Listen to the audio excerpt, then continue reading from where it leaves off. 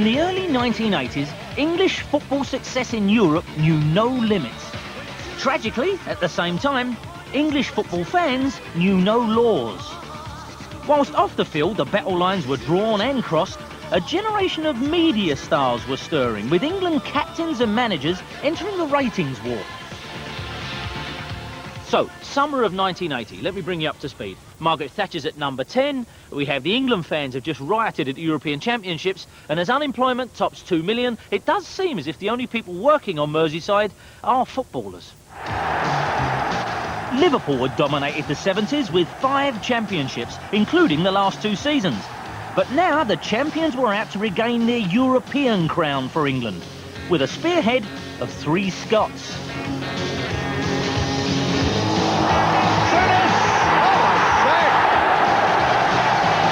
We could handle whatever came our way. As a kid, do you want to play football with us, or do you want to fight us? Because, you know, either way, we'll match it. Straight by Hughes, gave it to Dalglish, and it's the opening goal. Dalglish celebrates. Over the years, we used to have this Scotland-England thing. The 2 players that played alongside at Liverpool, who had will to win beyond anything that I've ever seen, were those 2. Hansen.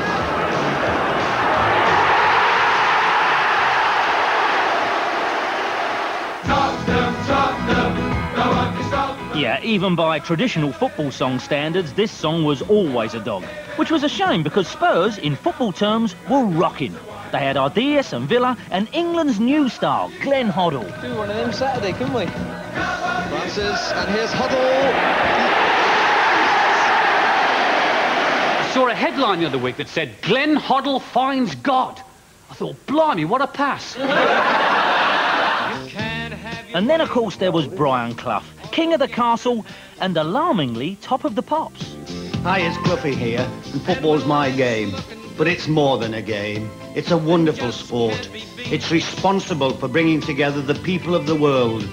So let's look after it, protect it. It's ours. It's a great equaliser. So always remember, at all times, You can't win them all. You can't win them all. Do you think it'll make the charts? I'm not sure about that. Why didn't you because make it? I meant what I said. Yes. And I mean, who's it aimed at? It's aimed at the people that's causing us problems in football at the moment. There are a lot of villains about. There's 92 league football chairmen for a start. Well, despite falling attendances and Snoop Doggy Clough, White Hart Lane's fall as Tottenham opened their campaign against Brian's European champions, Nottingham Forest. Well, that might run for Ardias. Was he pulled? Surely he was pulled. And the referee gives the penalty. No question that he was pulled by David Needham. Super through ball from Hoddle. And that's his first of this season.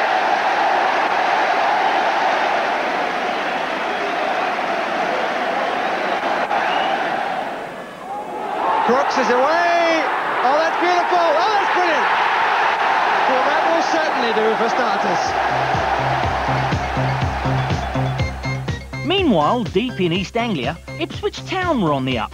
Future England manager Bobby Robson had gathered together a touch of Dutch and some native naturals to bolster his championship contenders. And then I would go. In other words, I would try and take them one way, bring them back, and then take them again. Whereas if you just stand still, I think he reads you a little bit. I think he knows what you're going to try and do. Ipswich take an unbeaten record to Molineux to face struggling Wolves. Just touched away by Villazan. Now Mariner. Burley. Gates. Still in play. Brazil 1-0, and they've got in front after being in defence for most of the match. So Mariner to number 4, Tyson. He carved his way through, but it was tucked away by Mariner. Well, that was quite remarkable.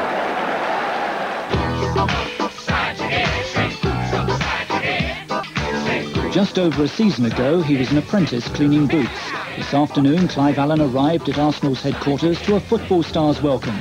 He's already been called England's next Jimmy Greaves. Oh, cheers. Allen became the first £1 million teenager when Arsenal paid QPR a staggering 1.2 for the 19-year-old striker.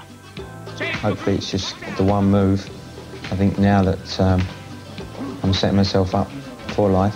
Sadly for Clive, those words were about to prove as genuine as a pop star's wedding vows. Within weeks, he'd gone to Palace. I was, completely bemused by it all. I found it difficult to understand, but obviously knowing Terry Venables very well, I said that I would go along and meet him and speak with him. And as we met Terry, he was Terry. He was giggling and laughing. The one thing I do know is whenever I played against Arsenal after that, I nearly always scored against them. So in a way, I suppose that was me paying them back.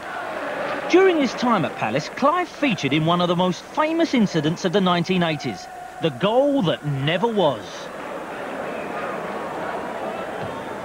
Oh, what a tremendous shot by Allen, and the ball came back off the woodwork, and Palace appealed for a goal, and they surrounded the referee, saying it was in, and here's an incident.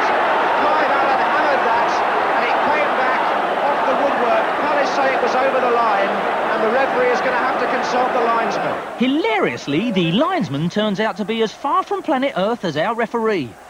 You can never tire of seeing how much of a goal this is, and how much the official says, no way! And the referee says no goal. I'm paid to score goals. I know when I've scored a goal, and that was the case. To be home again in England, to be where I belong, when the lonely night is drawing in, I long to be with you in England. It's the ideal place to come to build up for the 1982 World Cup, which I see as my, if you like, my Everest, really. Inevitably, one of Keegan's first matches for Southampton will be at the Dell against Liverpool.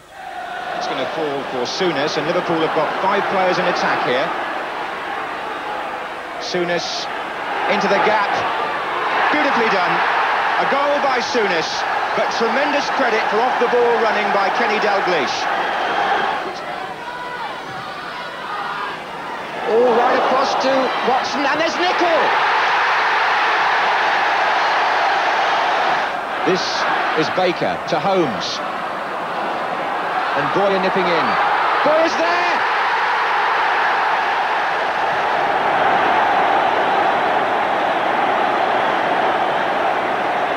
Three in the centre. Fairclough! It was a bit of a jumpy start to the season by the champions, with the greatest threat coming from unlikely Aston Villa, where you could find old hands like Dennis Mortimer and Peter Withe, alongside sensational blonde bombshell Gary Shaw, and dynamic winger Tony Morley. Here's Tony Morley. Good running by him. Oh, what a great goal! Tony Morley scores a cracker. Managed by laugh-a-minute Ron Saunders, Villa were amongst the leaders as they welcomed Sunderland to Villa Park. Oh, that's a magnificent goal by Alan Evans. Collins. Oh, and Morley shot!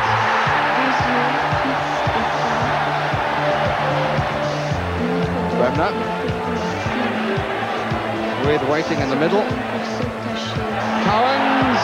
Oh, that was superbly done. Shaw. Oh dear, he didn't really hit it true, but it went in all right.